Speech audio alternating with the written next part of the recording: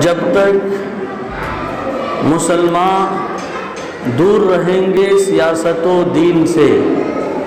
جب تک مسلمان دور رہیں گے سیاست و دین سے، ظالم کی حکومت بنتی رہے گی EVM مشین سے۔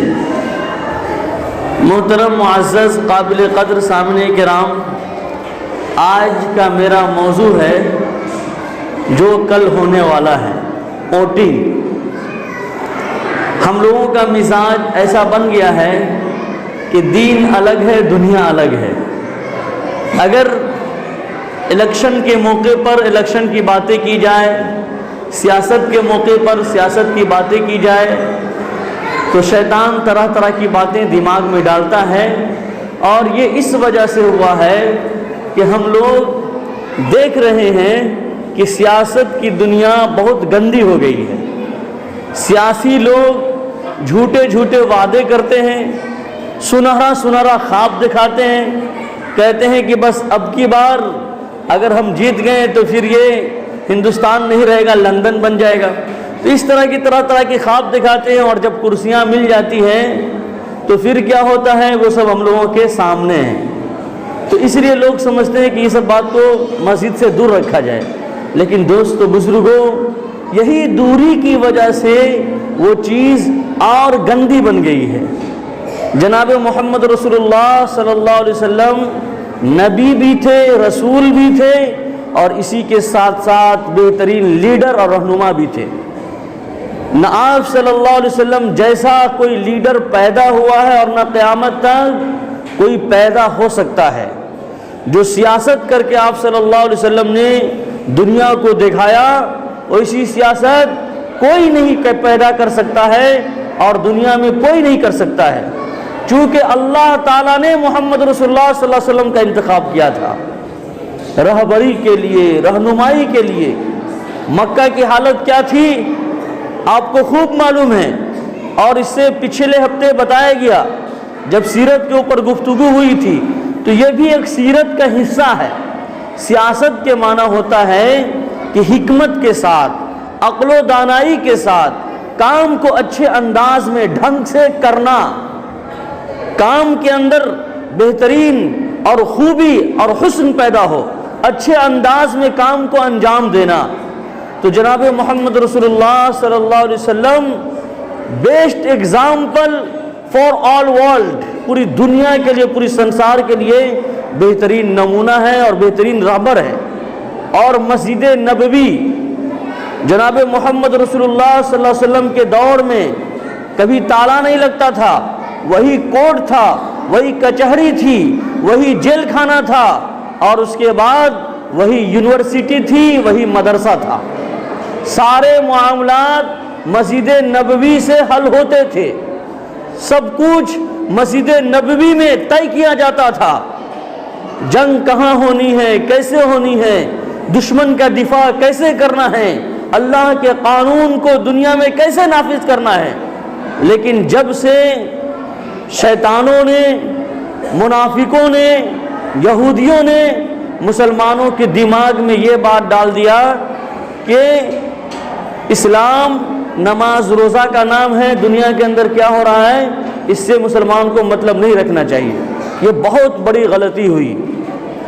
اور اسی غلطی کا نتیجہ ہے کہ ہم میں جو لوگ دنیا کی ڈگری لے کر کے آتے ہیں، ڈاکٹر، انجینئر، PhD کی ڈگری لے کر کے آتے ہیں، وہ بیچارے دین کو نہیں جانتے ہیں۔ اور جو مدرسے سے، خانقاہ سے دین کی ڈگری لے کر کے آتے ہیں، حافظ، عالم، قاری بن کر کے آتے ہیں، وہ بیچارے دنیا کو نہیں جانتے ہیں۔ لیکن اسلام میں دونوں کا سنگم ہونا چاہیے،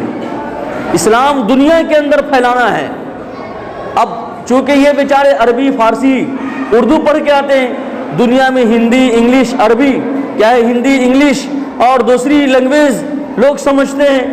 تو اس لیے اسلام محدود ہو کر کے رہ گیا۔ تو دوستو بزرگوں، سب سے پہلے تو ہم کو اور آپ کو یہ سمجھنا ہے کہ اسلام سر کے بال کے لے کے پاؤں کے ناخن تک اسلام کا آرڈر ہو، اسلام کا قانون ہو۔ بچے کی ولادت سے لے کر کے قبرستان جانے تک جو بھی معاملات ہو سب اسلام کے اندر ہو، اور ہر جگہ اسلام ہماری رہبری اور رہنمائی کرتا ہے۔ اسی طریقے سے دعوت ولیمہ ہو یا پھر کیا ہے تجہیز و تکفین ہو یا پھر دنیا کا قانون کوئی بھی کسی طرح کا ہو، ہر جگہ اسلام ہماری بہترین رہبری اور رہنمائی کرتا ہے۔ جناب محمد رسول اللہ صلی اللہ علیہ وسلم کے بعد جو مسلمانوں کی سیاست کو سنبھالے اور باغ ڈور کو سنبھالے وہ پہلے خلیفہ حضرت ابو بکر صدیق رضی اللہ تعالی عنہ، پھر اس کے بعد ان کے بعد جو باغ ڈور سنبھالے عمر فاروق رضی اللہ تعالی عنہ۔ اور آپ کو معلوم ہے کہ جب ہندوستان کا بٹوارا ہوا تھا اور لوگوں نے سیاسی طور پر مسلمانوں کو کمزور کرنے کے لیے پاکستان بنا دیا، پھر پاکستان سے بنگلہ دیش بنا دیا، اس طریقے سے کہ مسلمانوں کو دبا کر کے رکھا جائے، اس کی یونٹ اور اس کی قوت اتحاد ایک نہ ہو پائے، تو جس کا نوٹ کے اوپر آپ چھاپ دیکھتے ہیں، انہوں نے اپنے لیڈر کو جب نصیحت کی تو کہا ہمارے پاس رام جی کی اور کرشن جی کی لائف اور ان کی جیون موجود نہیں ہے کہ ان کے مطابق تم سیاست کرو، اگر ہندوستان کو پھر سونے کی چڑیا بنانا چاہتے ہو تو ابو بکر اور عمر فاروق کی مطابق سیاست کرو۔ یہ گاندھی جی کا جملہ آج بھی لکھا ہوا ہے کہ اگر اچھی طریقے سے کسی ملک کو ترقی پر پہنچانا ہے، اونچے مقام پہ پہنچانا ہے تو کیسی سیاست ہوگی؟ سیدنا ابو بکر صدیق رضی اللہ تعالیٰ عنہ کی، سیدنا عمر فاروق رضی اللہ تعالیٰ عنہ کی، اس طریقے سے جب سیاست ہوگی تب ملک ترقی کرے گا، اور یہ اسلام بتائے گا کہ کس طریقے سے کیا کرنا ہے، کس طریقے سے معاملے کو حل کرنا ہے۔ ایک چھوٹی سی مثال آپ جانتے ہوں گے کہ ترکی کو منافقوں نے اور کیا ہے کہ جس طریقے سے اسلامی دشمنوں نے مل کر کے ٹکڑا ٹکڑا کر دیا، ہاتھ پاؤں کاٹ دیا، 100 سال کے لیے ایگریمنٹ کر دیا کہ کچھ بھی نہیں کر سکتے، آپ کے سمندر کو ہم یوز کریں گے، جہاز لے جائیں، کچھ بھی کریں، آپ ٹیکس نہیں لے سکتے، لیکن انہوں نے اسلامی نقطۂ نظر سے کوشش کی، محنت کیا، سنگھرش کیا، اللہ تعالیٰ مدد کیا، اور آج وہ ہر جگہ دنیا کی مدد کرنے کے لیے تیار رہتا ہے اور مدد کرتا ہے وہ۔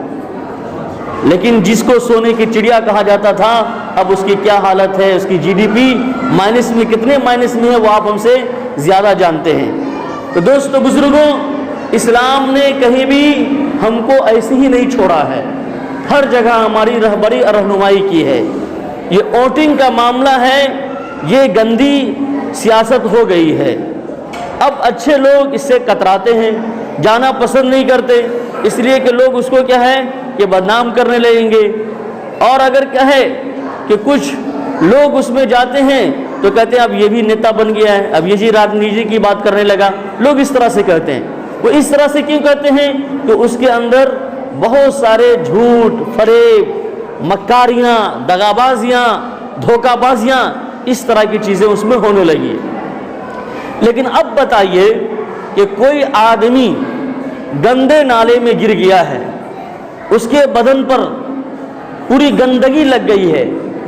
اب کوئی کہے کہ چونکہ یہ گندا آدمی ہو گیا ہے، گندگی لگی ہوئی ہے، اب اس کے اوپر پاک پانی مت ڈالو، ناپاک ڈالو، تو کبھی وہ آدمی پاک ہو پائے گا؟ نہیں ہو پائے گا، اس کو تو لانا پڑے گا محبت سے، پھر کیا ہے کہ پاک پانی ڈال کر کے اس کو نہلانا پڑے گا، غسل کروانی پڑے گی، تب وہ پاک ہو گیا۔ تو اسی طریقے سے جو ہماری گندی سیاست ہو گئی ہے،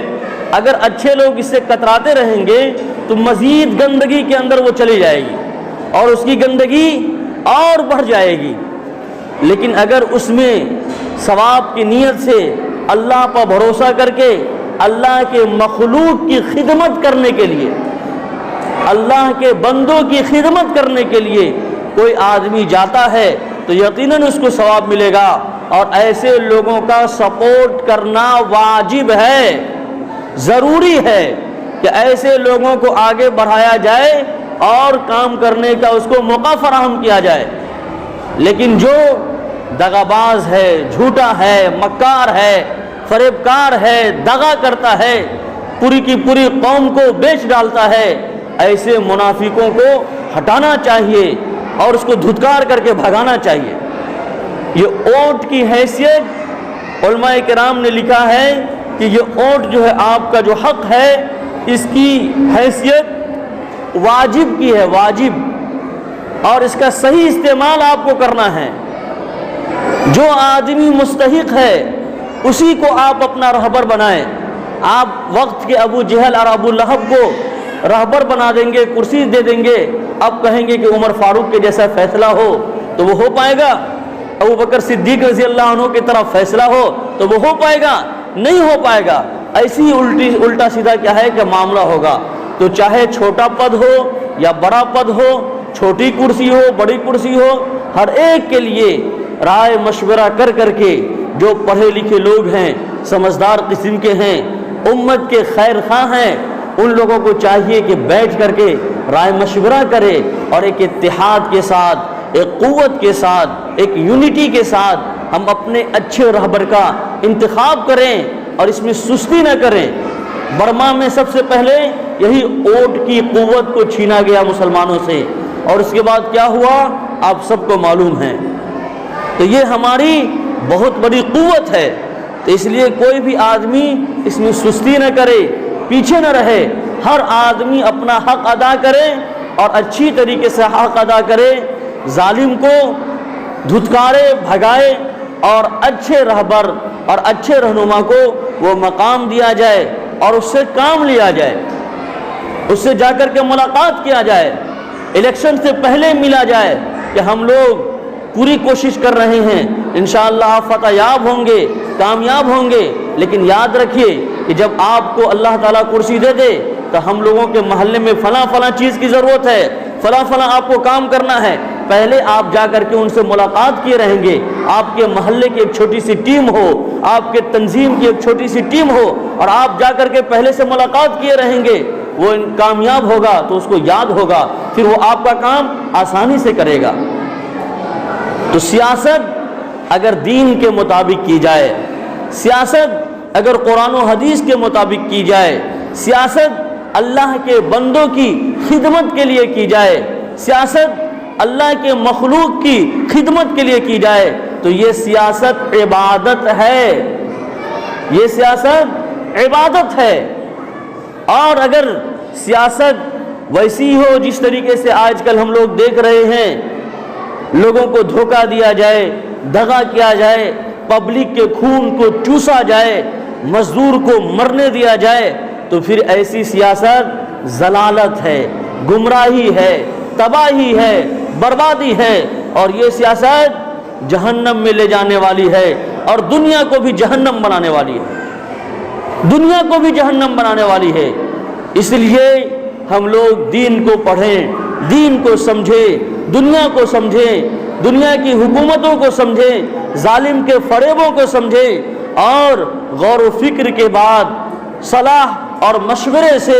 ہم لوگ طے کریں کہ کس کو کیا ہے کہ آگے بڑھانا ہے، کس کو موقع دینا ہے، اس سے ایگریمنٹ کریں، اس سے معاہدہ کروائیں، اس سے وعدہ کروائیں کہ اس پچھلا جو تم نے دھوکہ دیا، اب کسی طریقے سے دھوکے بازی نہیں ہونی چاہیے، کسی طریقے سے دغا نہیں ہونی چاہیے، تم کو فلاں کام کرنا ہے، ایجوکیشن کی کمی ہے تو اس کے لیے مدرسہ ہو، اسکول ہو، یونیورسٹی ہو، جس چیز کی جس طرح سے ضرورت ہو، آپ 8-10 آدمی اس طریقے سے سر جوڑ کر کے اور وہاں جا کر کے اس سے ملاقات کریں، اس سے معاہدہ کریں اور اس سے طے کریں، تو اس طریقے سے انشاءاللہ کی جائے گی، اور مسلمان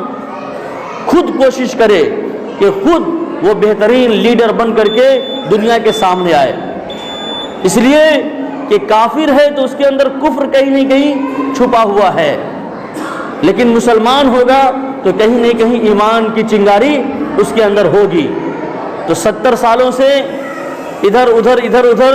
دھوکہ کھاتے آ رہے ہیں، تو کم سے کم اب تو سنبھل جانا چاہیے، اور اپنا خود کا لیڈر، ایمان والا لیڈر،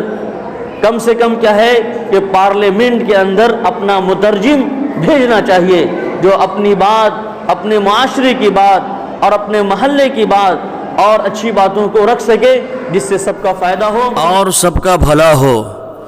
بدل جاؤ وقت کے ساتھ یا وقت کو بدلنا سیکھو، بدل جاؤ وقت کے ساتھ یا وقت کو بدلنا سیکھو،